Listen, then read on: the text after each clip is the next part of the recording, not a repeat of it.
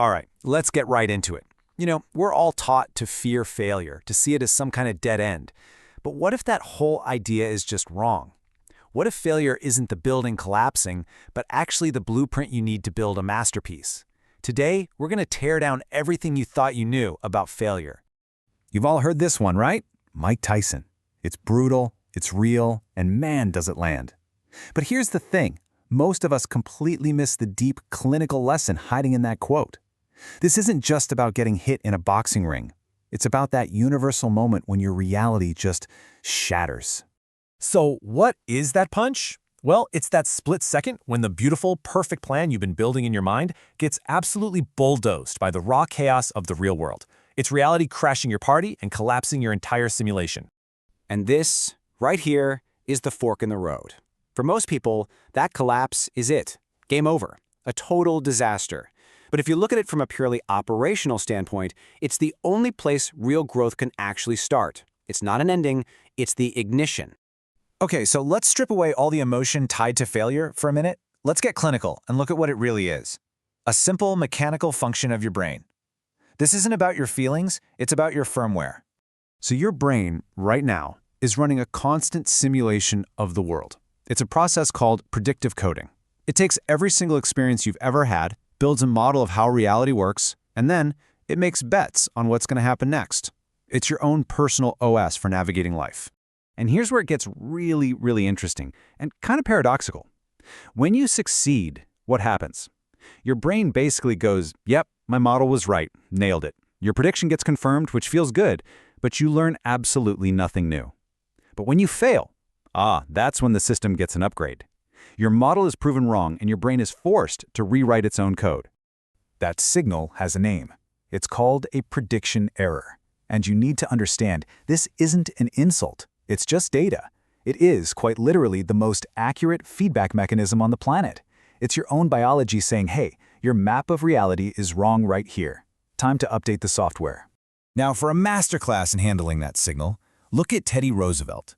Back in 1912, he gets shot in the chest moments before giving a huge speech. Now, he immediately recognized the catastrophic failure of his physical security, right? But instead of letting that shut him down, he performed what you could call a high-status cognitive override. He decided the mission, the speech, was more important than the immediate physical data, and he went on to deliver that entire 90-minute speech. Incredible. So, all of this leads us to the biggest question of all, the one we all wrestle with. When things go wrong, when our plans crumble, is that a judgment on us, on our worth? The answer is a hard no. It's not a moral judgment. It's not a report card on your character. Failure is a technical audit. Think of it like that. It's an impersonal, data-rich process. You're not losing. You are out there collecting valuable intelligence that successful, comfortable people are way too scared to even look for. Which, of course, brings us to a really counterintuitive danger, the hidden trap of winning all the time. There's a shadow that success casts, and that shadow is fragility. We call it the Picasso trap. Picasso discovers this amazing style, it makes him a legend, it makes him rich. But that very success can become a cage, because once you're known for that one thing, you become terrified to try anything new. You're too afraid to fail, and so your world, your model, becomes rigid and small. Just think about it like architecture, right? A skyscraper that's never been through a hurricane or an earthquake might look strong, but it's brittle, it's untested. And a structure that hasn't been properly stress-tested isn't just likely to collapse, it is guaranteed to collapse the moment a real storm hits. Okay, so we've torn down the old ideas. We see failure for what it is. Now what?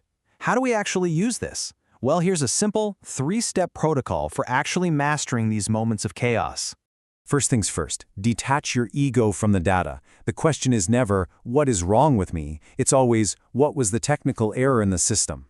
Step 2, practice voluntary hardship. You have to intentionally seek out discomfort. Put yourself in situations where you might fail. This builds what the Stoics called a callus of the mind. And finally, step 3, the pivot of the sovereign. When the plan dies, you don't just patch it up. You use that new data, that hard-won intel, to build an entirely new system that's more complex, more robust, and way more resilient. And when you put all of this together, it's about so much more than just a few tactics. This is about forging a brand new relationship with reality itself. It's about changing your very identity. So let's just get this straight. We have to completely redefine what it means to be strong. Real strength, real badassery, has absolutely nothing to do with avoiding defeat. That's a child's game. No, real strength is the cold, clinical precision you use to get back up. It's how quickly and efficiently you can analyze the failure, extract the data, and get back in the game with a better map of the world. That's the real metric. So the final thought is this. Every single plan you will ever make is just a temporary hypothesis, and it is destined to be proven wrong. So stop worshiping the plan. The plan is dead. Focus instead on becoming the one thing that can survive any collapse, that can adapt to any chaos. Long live the architect.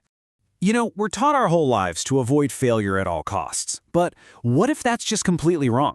What if failure isn't some dead end, but the actual blueprint for building something that's truly unbreakable? Today, we're digging into the architecture of failure and a system for how you can master it after chaos inevitably hits. I'm sure you've heard this one. It's so visceral, right? And while, yeah, Mike Tyson was talking about boxing, he absolutely nailed a universal human experience. It's that one single moment when reality just lands a blow that shatters all our careful plans. And this is the critical part we almost always get wrong. We see that punch as the end, as defeat, as the sign to just give up. But we're going to reframe that right now. That punch, that failure, it's the most valuable piece of data you will ever get.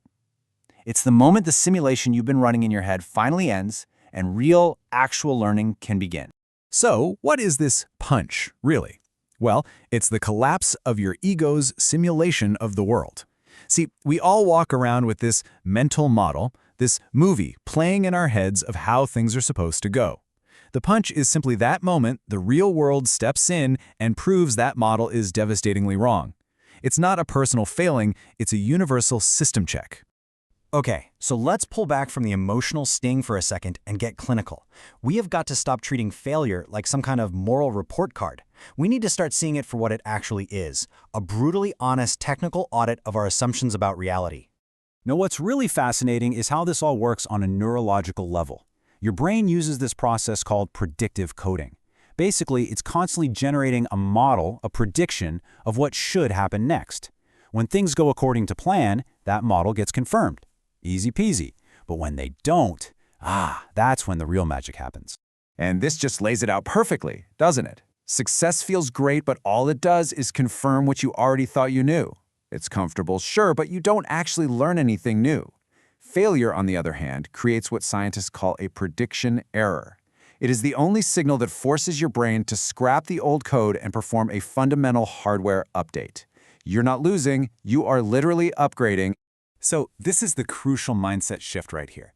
It's not about you being bad or a loser, it's about your strategy having a bug in the code. And when you see it as a technical audit, all that shame just gets replaced by curiosity. You stop being the victim and you become a data collector in the field of your own life. All right, now here's an idea that might sound a little bit crazy at first. The real danger in life isn't failure. The real danger is untested success. This leads us to something I like to call the Picasso trap. So think about it. What is it? What's the dark side of winning all the time, of your plan always working out just perfectly? The answer is fragility. It's that simple. When you win too much, your model of reality becomes brittle, rigid. You start to believe your own hype.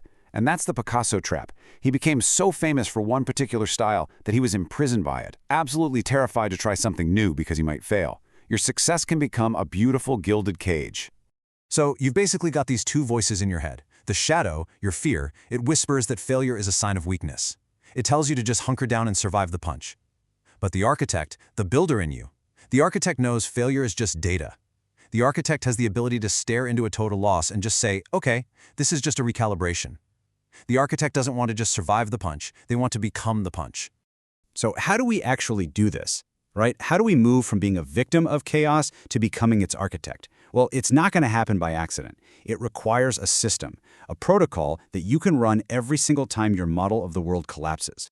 And listen, this isn't about positive thinking or just trying harder. This is about implementing a deliberate, repeatable process that lets you squeeze every last drop of value out of every single setback. We're talking about a post-chaos system.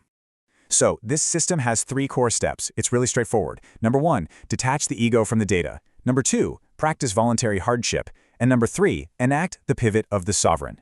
This is the protocol for turning chaos into order. Let's break that down. Step 1. Detach the ego from the data. So when a project, a business, a relationship, whatever, when it fails, your first question absolutely cannot be, what's wrong with me? No. Instead, you have to ask, what was the technical error in my prediction? You have to see yourself as a scientist looking at a failed experiment. The data you're getting is about the experiment, not about your personal worth.